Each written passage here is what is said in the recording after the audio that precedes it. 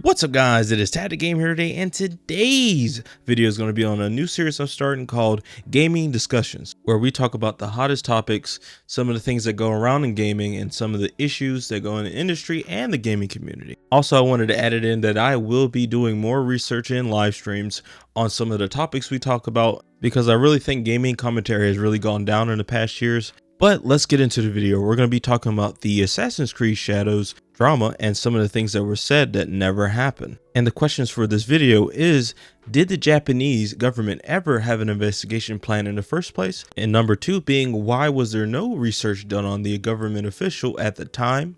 And number three being, does all of Japan actually care if this game exists?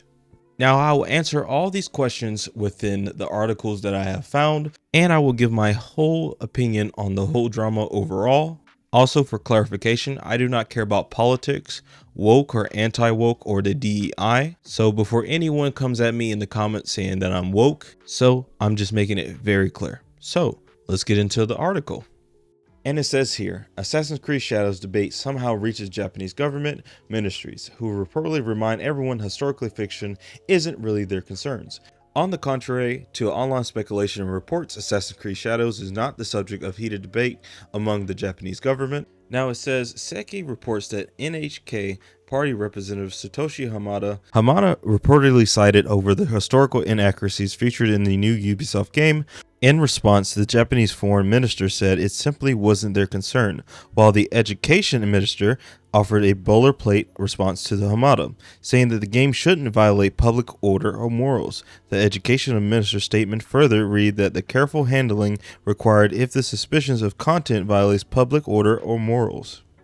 While some consider the exchange a big deal, Canada University of International Studies lecturer Jeffrey J. Hall points out on Twitter that the question like Hamada's are more often performative than not. What's more, that the NHK party is so small and virtually insignificant to the grand scheme of Japanese politics. The group's status as political party was revoked early this year in January when the Atatsu wing of the National Diet expelled 2 of their members. The Japanese Education Ministry response is being viewed as something major when in reality it pretends to be a game that releases features excessive violence or nudity as per Hall.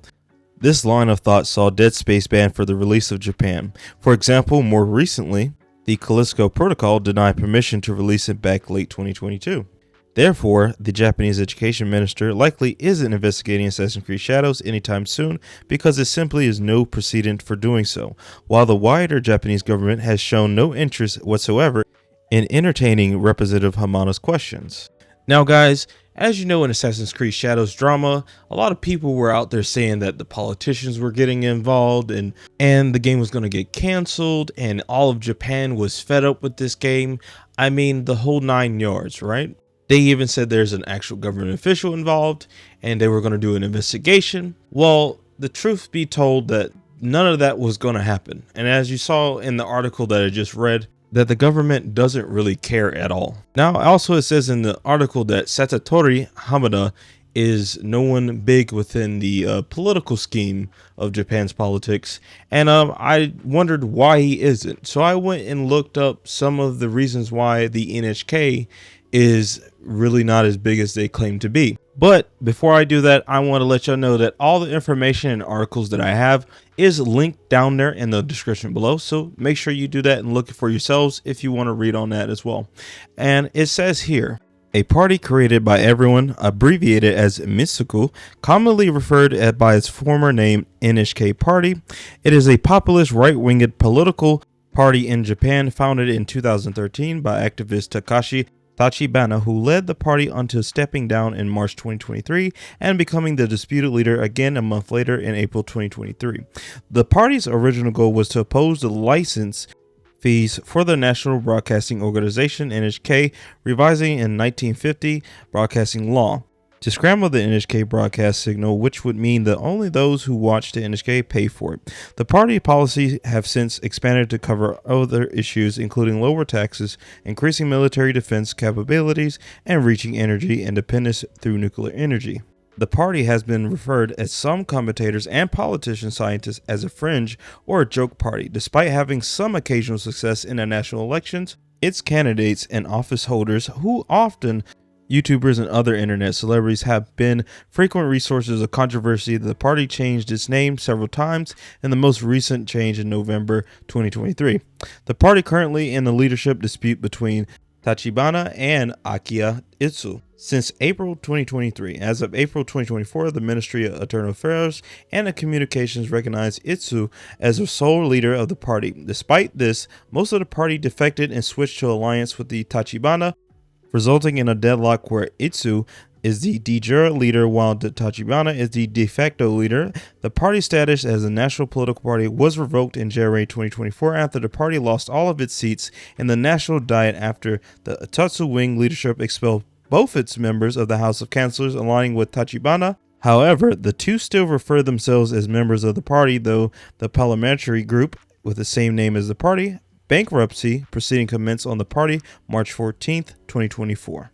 Now, from this article, this basically is inclined that Satoru Hamada really isn't a government official, but in some sense he still is because he's under a different party. But all in all, basically they kind of tarnished the name of the NHK, and this is not the first time it happened. And actually a YouTuber named by Gas in Japan that was also expelled from that group as well, which basically kind of tarnished everything about the NHK. For instance, him not coming into work, also doing fraud. He even left the country so he couldn't get arrested for it neither. And I will have a link in the description below on that article as well, so you can read up on it as well.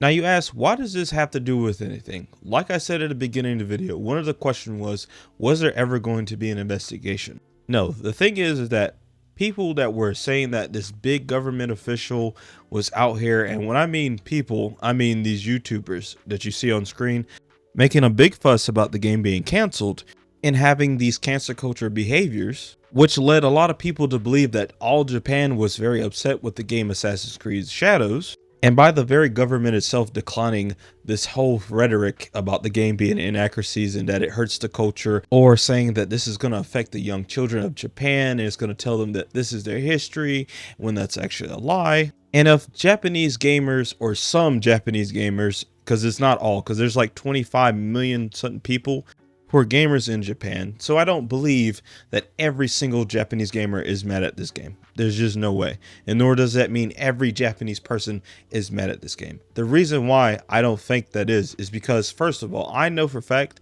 there's been many games out there that have been banned by countries immediately for what they are. They even give examples of games like Dead Space or the Kaleidoscope Protocol game. So now I wonder, and I ask the people who've been like shitting on the game so much, why did the government not cancel this game if it's just woke propaganda, DEI propaganda, and all these bad things that the West is trying to influence over Japan and other countries and stuff like that? Which I already know some of the answers that they will pull out their asses that, you know, that the Japanese government isn't, you know, understanding the woke agenda or the political agenda that's being there, or Japan's government just doesn't care about its people. Yeah, so that basically means they're just gonna make up excuses for why this happened. Now, after reading and looking at all the things that have gone on with the whole drama between the Thomas Lockley thing and the whole government official thing, my honest feelings on this whole situation is very simple. I don't believe this game should be canceled in any way, shape, or form. Because number one, I haven't played the game. Number two, it's because I know nothing of the story.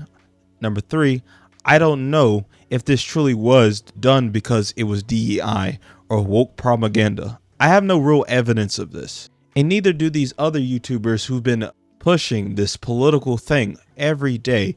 All like for the past month, they have been pushing it and pushing it. It's getting to the point where I think a lot of people just don't care anymore or just don't want to talk about it anymore.